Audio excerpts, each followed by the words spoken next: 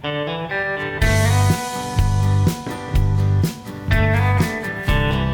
Friends, welcome to Madras சமையல். இன்றைக்கி நம்ம மெட்ராஸ் சமையலில் ரொம்ப சூப்பரான முட்டை பிரியாணி எப்படி பண்ணுறதுன்னு பார்க்கலாம். இது பண்ணுறதுக்கு ஃபஸ்ட்டு வந்து நம்ம முட்டையை மசாலாவில் கோட் பண்ணி ரெடி பண்ணி வச்சிடலாம். அதுக்கு ஒரு பேனில் கொஞ்சமாக எண்ணெயை சூடு பண்ணிக்கோங்க.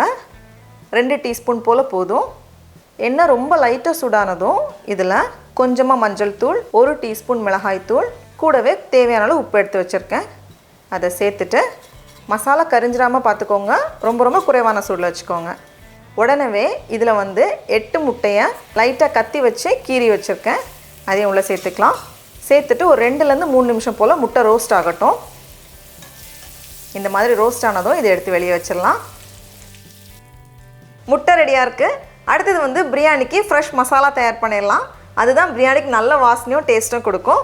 அதுக்கு ஒரு பேனில் ஒரு பிரியாணி இலை, ஒரு துண்டு பட்டை, 3 ஏலக்காய், 4 கிராம்பு, ஒரு நட்சத்திர சோம்பு, ஒரு ஜாவித்ரி, 1 டீஸ்பூன் சீரகம், 1/2 டீஸ்பூன் சோம்பு, 1/2 டீஸ்பூன் மிளகு, கூடவே 1 டீஸ்பூன் மல்லி எல்லாத்தையும் சேர்த்துட்டு லைட்டாக ஒரு 2 நிமிஷம் வறுத்து எடுத்துடலாம்.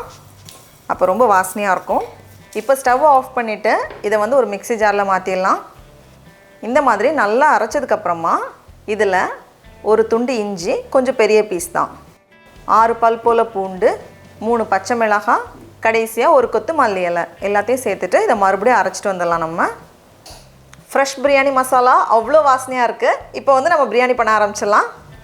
அதுக்கு ஒரு குக்கரில் 2 டேபிள் ஸ்பூன் நெய், கூடவே 2 டேபிள் ஸ்பூன் எண்ணெய் சூடு பண்ணிக்கோங்க. இப்போ இதில் நம்ம ஃப்ரெஷ்ஷாக அரைச்சி வச்சுருக்க மசாலாவை சேர்த்துடலாம். சேர்த்துட்டு ஒரு 2 நிமிஷம் இது வேகட்டும். இந்த மாதிரி ஃப்ளேவர்ஸ்லாம் நல்லா வந்ததும் இதில் 2 வெங்காயத்தை இந்த மாதிரி நீளமாக வெட்டி வச்சுருக்கேன். அதையும் சேர்த்துடலாம். சேர்த்துட்டு வெங்காயம் நல்லா பொன்னிற ஆகணும். அப்போ தான் டேஸ்ட் நல்லாயிருக்கும். இருக்கட்டும். வெங்காயம் இப்போ நல்லா வதங்கியிருக்கு. அடுத்தது இதில் வந்து நம்ம தக்காளி சேர்க்கலாம். நான் இன்றைக்கி வந்து ஒரு தக்காளியை இந்த மாதிரி வெட்டி வச்சுருக்கேன். இதோட சேர்த்துடலாம். கூடவே கொஞ்சமாக மஞ்சள் தூள், காரத்துக்கு ஏற்ப மிளகாய் தூள் நான் வந்து 1 டேபிள் ஸ்பூன் எடுத்துருக்கேன்.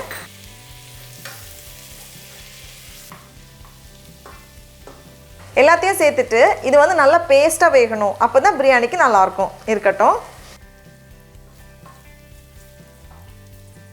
அடுத்தது இதில் வந்து நம்ம தயிர் சேர்க்கலாம். நல்ல கெட்டியான தயிரில் 1/2 கப் தயிர் எடுத்துருக்கேன். 1/2 கப் தயிர் சேர்த்துட்டு இதை வந்து நல்லா கலந்து விட்டுருங்க.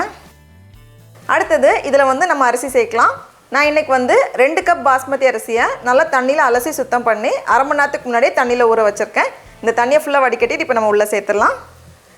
2 கப் பாஸ்மதி அரிசி, இது வந்து 400 கிராம் அரிசி சேர்த்துட்டு ஒரு வாட்டி நம்ம கலந்து வச்சிடலாம்.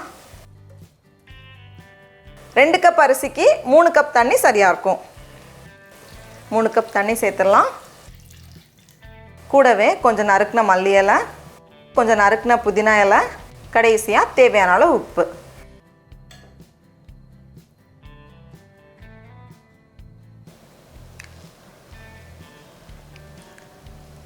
இந்த தண்ணியை நம்ம டேஸ்ட் பண்ணி பார்க்கும்போது கொஞ்சம் உப்பு அதிகமாக தெரியணும். அப்போ தான் வந்து சாதத்தோடு வெந்து வரும்போது சரியாக இருக்கும். இது கரெக்டாக இருக்குது. இப்போ இது லைட்டாக ஒரு கொதி வந்ததும் நம்ம வேக வச்சுருக்கோம்ல முட்டை, அது ஒன்றா சேர்த்துட்டு மூடி வச்சிடலாம்.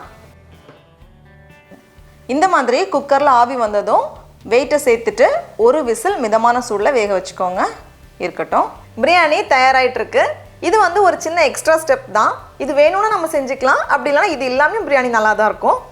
அதுக்கு வந்து கொஞ்சமாக எண்ணெய் சூடு பண்ணிக்கோங்க. எண்ணெய் சூடானதும் இதில் வந்து கொஞ்சம் வெங்காயத்தை நம்ம நல்லா ப்ரௌன் பண்ணி எடுத்து வச்சுருந்தோன்னா பிரியாணி மேலே போட்டு சாப்பிட்றதுக்கு நல்லாயிருக்கும். நம்ம கீ ரைஸ்லலாம் போடுவோம்ல அந்த மாதிரி. அதே மாதிரி கொஞ்சம் முந்திரி பருப்பும். இது வந்து எக்ஸ்ட்ரா ஸ்டெப் தான். இது வேண்டானா தேவையில்ல. ஏன்னா முட்டை பிரியாணியில் பீஸெல்லாம் இருக்காதுல்ல. இதெல்லாம் இருந்துச்சுன்னா இன்னும் கொஞ்சம் நல்லாயிருக்கும் சாப்பிட்றப்போ. அதுக்காக தான் இது பண்ணுறோம்.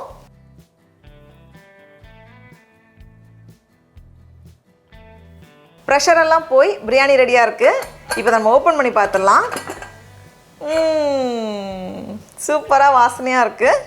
பிரியாணியை எப்போவுமே ரொம்ப கிளறக்கூடாது. ஒரு ஓரமாக தான் நம்ம எடுக்கணும். அப்போ தான் ரைஸ் வந்து உதிரி உதிரியாக வரும்.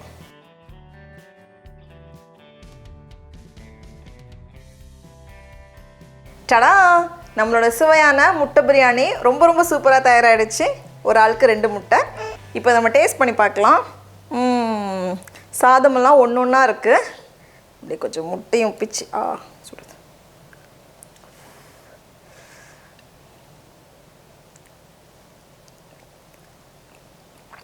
ரொம்ப ரொம்ப டேஸ்ட்டாக இருக்குது. நீங்களும் கண்டிப்பாக இந்த ரெசிபியை வீட்டில் செஞ்சு பாருங்கள். உங்களுக்கு இந்த வீடியோ பிடிச்சிருந்துச்சுன்னா மெட்ராஸ் சமையலுக்கு சப்ஸ்கிரைப் பண்ணுங்கள். நாவின் சுவை எறும்புகள் மலரட்டும்.